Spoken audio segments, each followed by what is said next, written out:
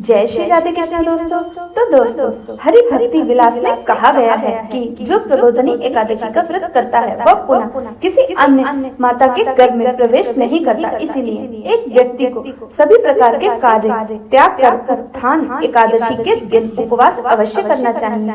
और यह उत्थान एकादशी यानी प्रत्येक वर्ष कार्तिक मास के शुक्ल पक्ष में आने वाली देवउठनी एकादशी, जिस दिन भगवान श्री हरि 4 मास की योग निद्रा के बाद जागृत होते हैं, यह वही दिन है जिस दिन से तुलसी विवाह आरंभ होता है। इसी दिन से भीष्म पंचक की शुरुआत भी होती है और इसी दिन से सभी मांगलिक कार्य जैसे कि विवाह, यज्ञ, होम, हवन, गृह प्रवेश इत्यादि का आरंभ हो जाता है। तो चलिए दोस्तों, इस देवउत्थान एकादशी के उपलक्ष्य में आज हम इसकी पौराणिक कथा का श्रवण करते हैं। स्कंद पुराण में इस देवउठनी एकादशी के उपलक्ष्य में एक सुंदर पौराणिक कथा प्राप्त होती है, जिसमें सृष्टि के रचयिता ब्रह्मा जी अपने पुत्र देवर श्री नारद मुनि को संपूर्ण कार्तिक मास का महत्व समझा रहे हैं। और उस समय नारद मुनि के मन में इसी मास में आने वाली पवित्र एकादशी का महत्व जानने की जिज्ञासा हुई।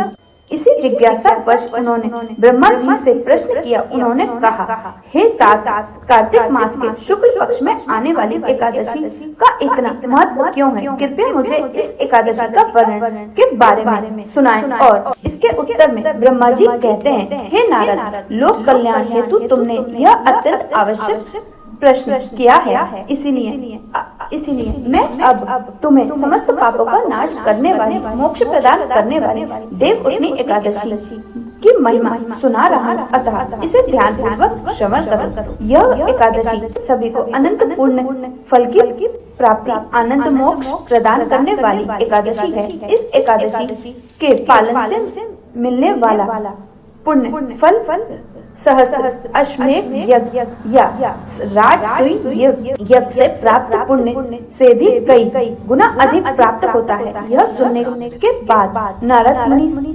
ने फिर से ब्रह्मा जी से पूछा कि हे पिताश्री, एक समय भोजन ग्रहण करने पर और पूर्ण उपवास करने पर उपरांत प्राप्त होने वाले फलों के विषय में अब आप मुझे बताएं। तो ब्रह्मा जी ने कहा कि एकादशी पर एक बार भोजन ग्रहण करने से उनके केवल एक जन्म के पाप नष्ट होते हैं। जो व्यक्ति केवल रसाहार यानी माध्यम भोजन करता है, उसके 2 जन्मों के पाप नष्ट होते हैं। लेकिन जो व्यक्ति इस दिन पूर्ण उपवास का पालन करता है, उसके 7 जन्मों के पाप नष्ट हो जाते हैं। हे पुत्र, देव एकादशी का प्रभाव इस त्रिभुवन में भी दुर्लभ है।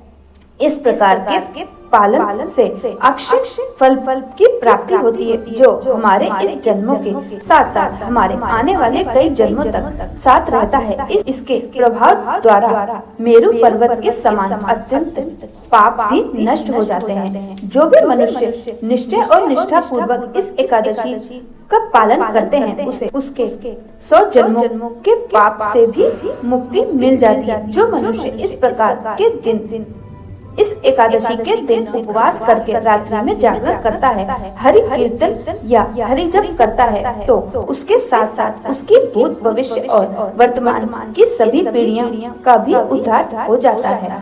भले उसके पूर्वज रोहक नामक नरक में यातना भुगत रहे हैं, लेकिन फिर भी इस एक एकादशी का पालन करने से वो सभी नरक की यातनाओं से मुक्त हो सकते हैं। लेकिन अगर कोई व्यक्ति एकादशी के दिन विग्रहता पूर्वक अन्न ग्रहण करता है, तो उसके द्वारा की गई भगवान विष्णु की आराधना, जो भी पुण्य अर्जित किया गया है, वह सभी गुणों का नाश हो जाता है और उसका नरक में पतन हो जाता है। यदि मनुष्य एकादशी के दिन भोजन करता है, तो वह मनुष्य प्रत्येक ग्रास में पापों का भागीदार बनता है। एकादशी का पालन न करने से महातपस्वी हो या भी अपलय नामक नरक में वपान होना पड़ता है। घोर पाप से लिपटा हुआ मनुष्य भी अगर इस एकादशी का पालन कर ले, तो वह उसके समस्त पापों को नष्ट करके वैकुंठ में स्थान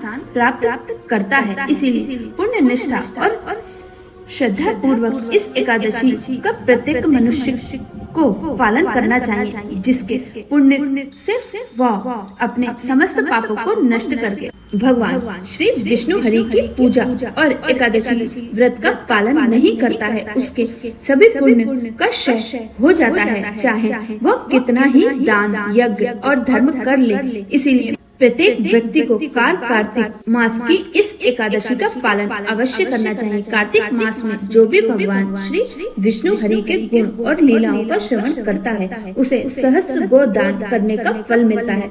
अब नारद मुनि के फिर से उत्सुकता पूर्वक ब्रह्मा जी ने पूछा कि हे पितामह, इस एकादशी किस प्रकार करनी चाहिए, इसकी संपूर्ण विधि का वर्णन करें। और इसका उत्तर देते हुए ब्रह्मा जी कहते हैं, हे नारद, इस दिन व्यक्ति को ब्रह्म मुहूर्त में उठकर स्नान करना चाहिए। कार्तिक स्नान का विशेष महत्व तन और मन को शुद्ध करने के बाद भगवान श्री हरि की पूजा करनी चाहिए, उनके अनेक नामों का जप करना चाहिए, साथ ही भगवान श्री हरि की लीलाओं श्रवण करके इस दिन संपूर्ण उपवास का पालन करना चाहिए। रात्रि के समय में भी भगवान श्री हरि की पूजा आराधना करते हुए जागरण करके सत्संग और कीर्तन में अपना समय व्यतीत करना चाहिए। और इस प्रकार संपूर्ण दिवस और रात्रि में भक्ति भाव पूर्वक व्रत का पालन करने के बाद द्वादशी के दिन अपने इस व्रत का पालन करना चाहिए और उसके बाद भोजन ग्रहण करना चाहिए।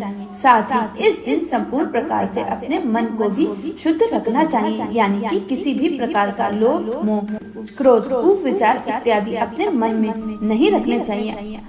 हाथ में चक्र धारण करने वाले परम भगवान श्री हरि को प्रसन्न करने के लिए मनुष्य को सभी कार्य को त्याग कर पूर्ण समर्पण भाव से इस एकादशी का पालन करना चाहिए। जो मनुष्य इस दिन व्रत करता है वह ज्ञानी है, सच्चा योगी है, तपस्वी और इंद्रियों के वश में रखने वाला माना गया है। इस संसार में उचित आनंद लेता है और उसे अवश्य ही इस मोक्ष की प्राप्ति होती है, जो बड़े बड़े ऋषि मुनि और ध्यानी लिए भी दुष्कर होता है।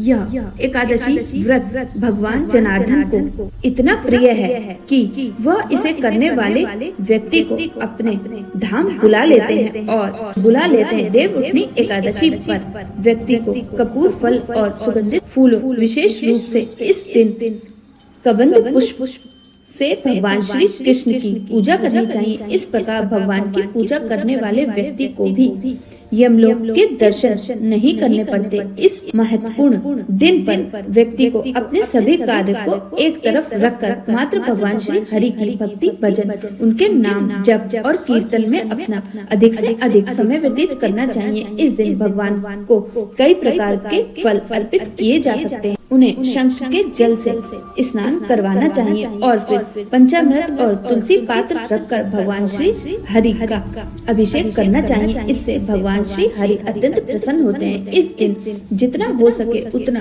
तुलसी देवी की अधिक से अधिक पूजा अर्चना और सेवा भी करनी चाहिए। उसके समक्ष बैठकर भगवान श्री हरि के नाम का जप करना चाहिए। हरे कृष्ण महामंत्र, यानी कि हरे कृष्ण कृष्ण कृष्ण हरे हरे, हरे राम राम राम हरे हरे।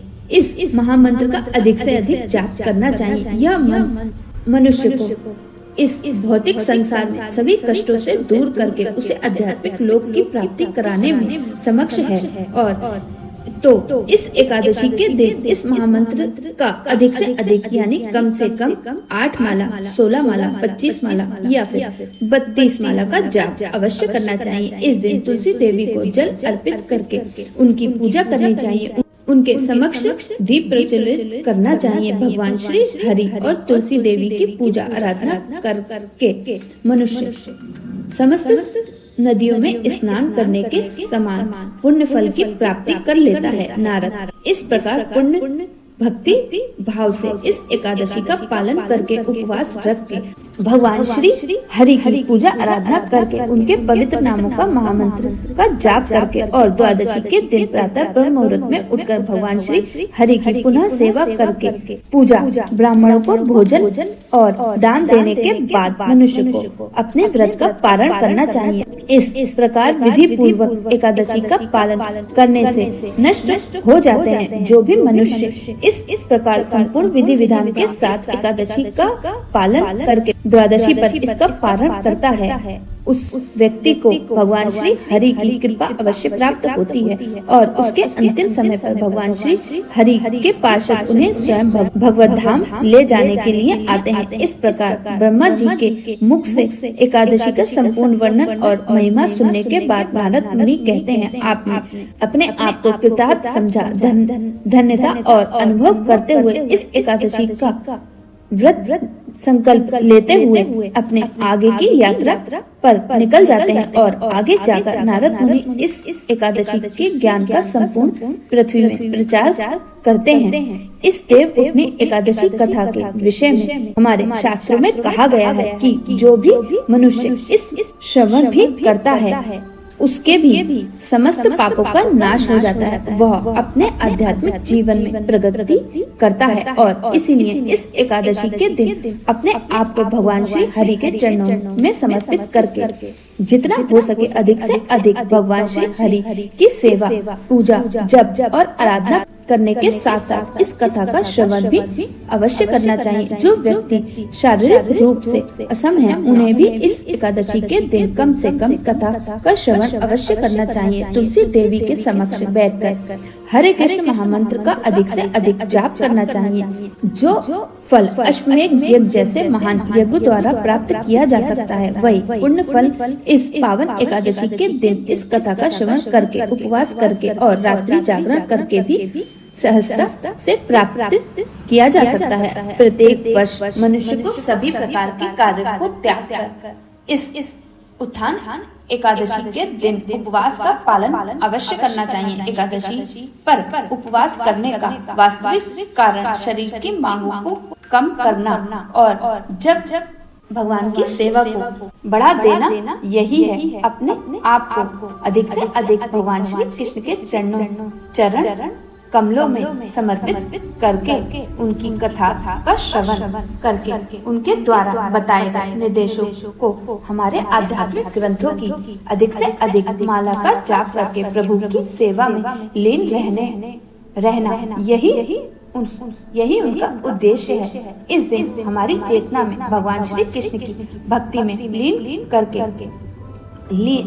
करना चाहिए, जिससे हमारे तन और मन दोनों की शुद्धिकरण हो सके। श्री चैतन्य महाप्रभु कहते हैं कि चंद्र की कलाओं की वृद्धि और क्षय से वनस्पति और प्राणियों के शरीर में स्थित अन्य रस की सत्व वृद्धि और तत्व क्षय का संबंध है। इस बात का वर्णन वेद आदि शास्त्रों में भी किया गया है। इन चीजों का उपवास से सीधा संबंध है। इसलिए किसी विशिष्ट तिथियों पर किए गए जाने वाले उपवास हमारे आरोग्य के साथ भी प्रत्यक्ष संबंध देखा गया है। इस प्रकार शरीर में अनिष्ट परिणामों और जो रोग बीज उत्पन्न होते हैं उससे हमारे शरीर की रक्षा के लिए भी हमारे शास्त्रों में 15 दिन में एक बार यानी प्रत्येक एकादशी के दिन उपवास करने की सलाह दी गई है। इस प्रकार हम देख सकते हैं कि एकादशी सिर्फ आध्यात्मिक ही नहीं, शारीरिक रूप से भी अत्यंत महत्वपूर्ण है। देवउठनी एकादशी वर्ष में आने वाली अत्यंत महत्वपूर्ण एकादशियों में से एक है। एकादशी कथा, अगर आपको हमारी यह कथा और जानकारी जरा भी पसंद आई हो तो हमारे चैनल को सब्सक्राइब जरूर करिएगा। मिलते हैं इसी तरह की एक और नई जानकारी के साथ, तब तक के लिए जय श्री राधे कृष्णा।